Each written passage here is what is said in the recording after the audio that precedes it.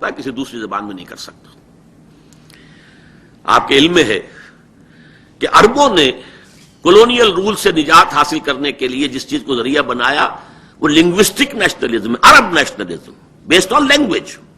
وہ نسل پر نہیں ہے، نسلیں تو بے شمار ہیں، ان کی بربر نسل علیحدہ ہے اور جو بھی سیمیٹک نسل ہے وہ علیحدہ تھی، نسلیں تو بے شمار ہیں۔ مذہب بھی بہت سے ہیں، آج بھی معلوم ہے صدام حسین کا رائٹ ہینڈ مین جو ہے وہ عیسائی ہے۔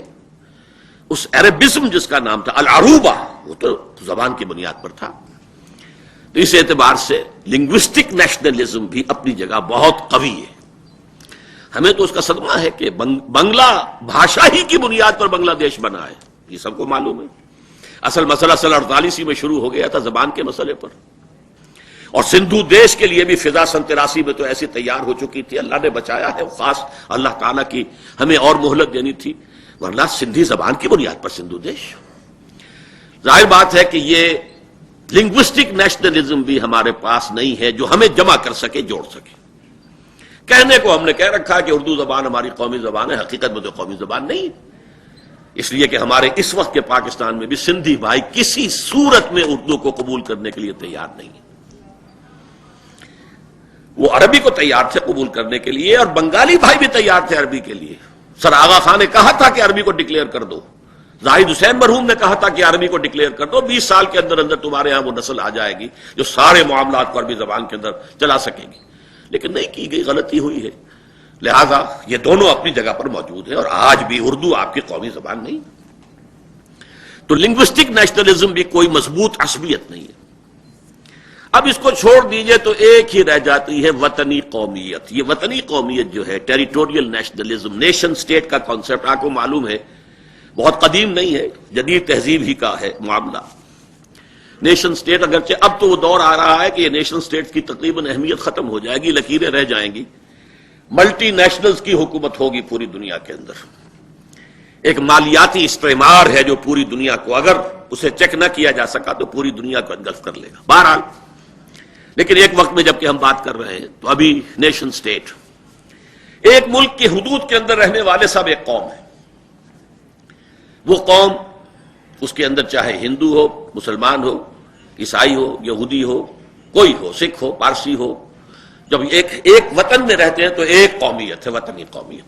اصل میں by process of elimination Quaid Azam اس جگہ پہنچے تھے جس کی بنا پر انہوں نے وہ الفاظ کہے ہیں 11 اگست کو، very soon Hindus will cease to be Hindus and Muslims will cease to be Muslims, not in the religious sense but in the political sense۔ کہ یہ ایک قومیت، وطنی قومیت، پاکستانی قومیت کو ہم ڈیولپ کریں اور وہ یہاں کی عصبیت بن جائے، اور وہ یہاں پہ ایک مضبوط جو ہے ایک استحکام کا جو ہے ذریعہ بن جائے۔ لیکن with due respect to the father of the nation میں عرض کروں گا، پاکستانی نیشنلزم نام کی کوئی شے نہ آج تک وجود میں آئی ہے، نہ قیامت تک آ سکتی۔ میرے پاس دلائل ہیں، سن لیجئے اچھی طرح، کیٹیگوریکل سٹیٹمنٹ ہے، نہ ابھی تک وجود میں آئی ہے، نہ آئے گی، کبھی نہیں آ سکتی۔ سب سے پہلی دلیل یہ کہ اس کی کامل نفی پر ہم نے ملک بنایا، ہندوستان کو بٹوایا۔ ہم نے کم سے کم 10 برس 1938 37 سے لے کے 47 تک جو راگ الاپا ہے، ہماری قومیت مذہب کی بنیاد پر ہے، مسلم نیشن ہوڈ اور 2 قومی نظریہ، آخر کیسے ممکن ہے کہ ایک نظریے کی نفی پر آپ ایک ملک قائم کریں اور پھر اس نظریے پر اس کے استحکام کی بنیاد ہو جائے؟ ایک ہو سکتی ہے، خلوص کے ساتھ ایک رائے ہو سکتی ہے، لیکن عملاً یہ ہونا ممکن نہیں۔ ذرا اندازہ کیجئے کہ کس شدت کے ساتھ مفکر و مصور پاکستان علامہ اقبال نے نفی کی تھی۔ یہ وطنیت کے نام سے جو نظم ہے ان کی بانگ درا میں، واقعہ یہ کہ جب بھی میں پڑھتا ہوں تو مجھے احساس ہوتا ہے غالب کا وہ شعر کہ عرض کیجئے جوہر اندیشہ کی گرمی کہاں، کچھ خیال آیا تھا وحشت کا کہ صحرا جل اٹھا۔ وہی انداز ہے۔ اس دور میں میں اور ہے، جام اور ہے، جم اور، ساقی نے بنا کی روش لطف و ستم اور، تہذیب کے آزر نے ترشوائے صنم اور، مسلم نے بھی تہذیب کیا اپنا حرم اور، ان تازہ خداؤں میں بڑا سب سے وطن ہے، جو پیرہن اس کا ہے وہ مذہب کا کفن ہے۔ ذرا غور کیجئے شدت، یہ بت کے تراشیدہ تہذیب نوی ہے۔ ابھی میں نے عرض کیا تھا یہ وطن کی بنیاد پر قومیت، یہ بہت ریسنٹ ایک کانسیپٹ ہے۔ یہ پاسپورٹ پہ لکھنے کے کام آتا ہے، وہ آپ کی نیشنلٹی بنتی ہے۔ یہ بت کے تراشینہ تہذیب نبی ہے، غارت گرے کاشانہ دین نبوی ہے، بازو تیرا توحید کی قوت سے قوی ہے، اسلام تیرا دیس ہے، تو مصطفوی ہے، اے مصطفوی خاک میں اس بت کو ملا دے، نظارہ دیری نہ زمانے کو دکھا دے۔ یہ انداز ہے۔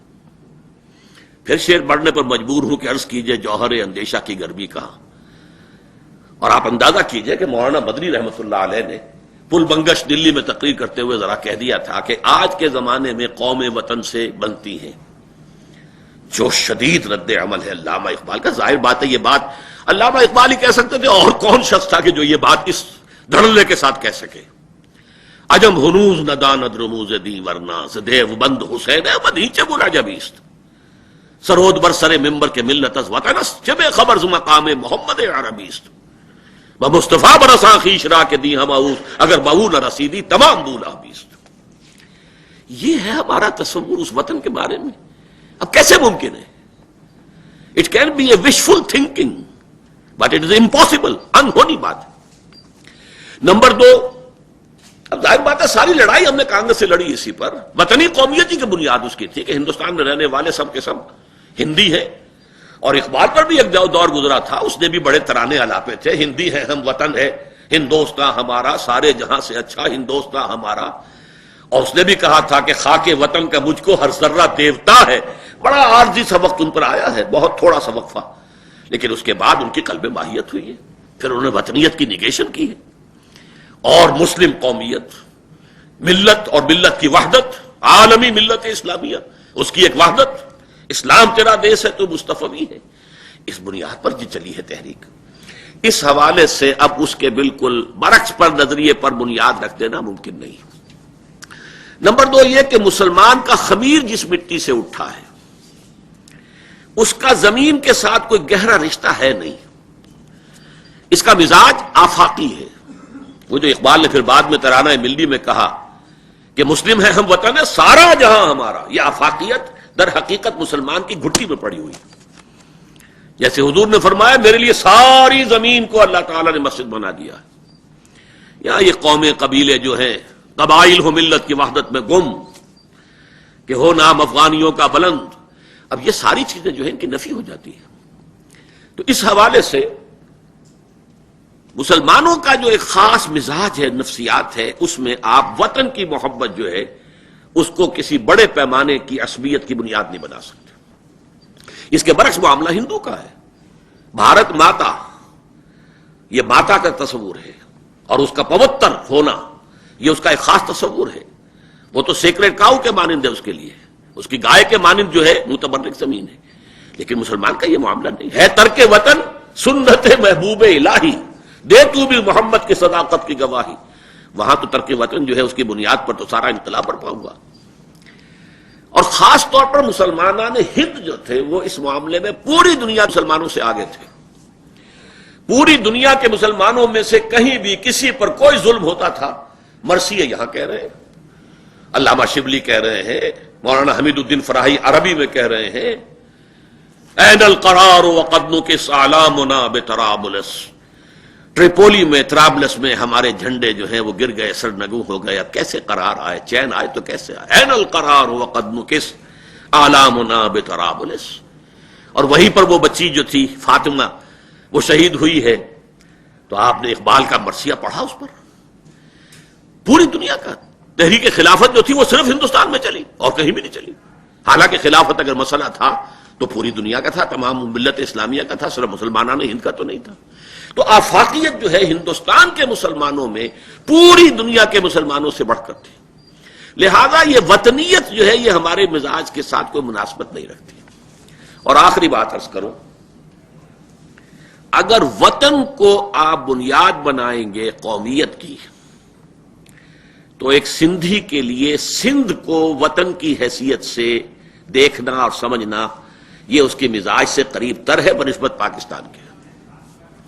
جب وہ کہتا مو جو سندھڑی، میرا پیارا سندھ، اب اس میں جو حلاوت ہوتی ہے، جو مٹھاس ہوتی ہے، اس کی پوری محبت، اس کے جذبات اس کے اندر گھل کے آ جاتے ہیں، وہ جو سندھڑی، اس کے ساتھ ہی